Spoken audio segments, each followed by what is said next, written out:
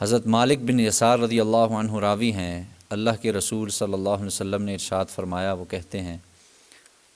کہ جس وقت تم اللہ تعالیٰ سے دعا مانگو تو اس سے اپنے ہاتھوں کے اندرونی رخ کے ذریعے مانگو،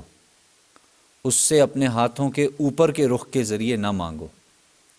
اور حضرت ابن عباس کی روایت میں ہے کہ آپ علیہ السلام نے ارشاد فرمایا،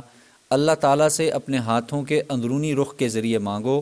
اس سے اپنے ہاتھوں کے اوپر کے رخ کے ذریعے نہ مانگو، اور جب تم دعا سے فارغ ہو جاؤ تو اپنے ہاتھوں کو اپنے منہ پر پھیر لو تاکہ وہ برکت جو ہاتھوں پر اترتی ہے منہ کو بھی پہنچ جائے۔ یہ ابو داؤد شریف کی روایت ہے۔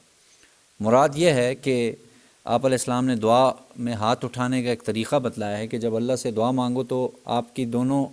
جو اندرونی حصہ ہے نا، یہ ایسے ہونا چاہیے، یعنی اس حصے سے مانگے، نہ یہ کہ ایسے نہ ہو، بلکہ اس طریقے سے اللہ سے دعا مانگی جائے کہ آپ کا جو اندرونی حصہ ہے، جیسے آپ علیہ السلام نے اندرونی رخ ہے، اس کے ذریعے سے مانگا جائے۔ ظاہر ہے بھکاری ہم بھیک مانگ رہے ہیں اللہ تعالیٰ سے، اللہ کی ذات سے، تو اس کے بھی کچھ آداب بتائے۔ پھر اخیر میں فرمایا کہ آپ اپنے منہ پر ہاتھ پھیر لیا کرتے تھے۔ اس سے مراد یہ ہے کہ آپ علیہ السلام نے ساتھ وضاحت بھی ہو گئی کہ جو برکت ہاتھوں پہ اترتی ہے اللہ سے مانگنے کے بعد، تو وہ برکت آپ کے چہرے پر بھی آ جائے۔ تو یہ بہت اہم ادب ہے۔ اچھا جی، اگلی روایت، اللہ بہت حیادار اور بڑے سخی ہیں۔ حضرت سلمان رضی اللہ عنہ راوی ہیں، وہ کہتے ہیں کہ اللہ کے رسول علیہ الصلوۃ والسلام نے ارشاد فرمایا، تمہارا پروردگار بہت حیا مند ہے،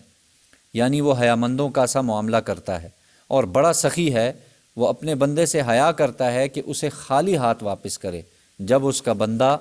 اس کی طرف دعا کے لیے اپنے دونوں ہاتھ اٹھاتا ہے۔ پتہ چلا جب بھی اللہ سے مانگا جائے، یہ بھی ایک ادب ہے کہ اللہ سے مانگا جائے تو اپنے دونوں ہاتھوں کو اٹھا کے باقاعدہ جو دعا کا ایک طریقہ ہے اس طریقے کے ساتھ مانگا جائے تو اللہ کی ذات، آپ علیہ السلام نے ایک اشارہ دے دیا کہ اللہ کی ذات بڑی حیا والی ہے، بڑا سخی ہے، کہ پھر اللہ کو حیا آتی ہے کہ ایک بندہ اللہ کے سامنے ہاتھ اٹھائے تو اللہ اس کی دعا کو، اس کے ہاتھوں کو خالی لوٹا دے۔ تو یہ بھی ایک اہم چیز۔ دعا کا ایک اور ادب اس حوالے سے، حضرت عمر رضی اللہ عنہ راوی ہیں، اللہ کے رسول علیہ الصلوۃ والسلام جب دعا میں اپنے دونوں ہاتھ اٹھاتے تو اس وقت تک ان کو نہ رکھتے جب تک اپنے منہ پر نہ پھیر لیتے۔ ترمذی شریف کی یہ روایت ہے، یعنی آپ نے اٹھائے ہوئے، ظاہر ہے آپ علیہ السلام دعا مانگتے رہے اللہ سے۔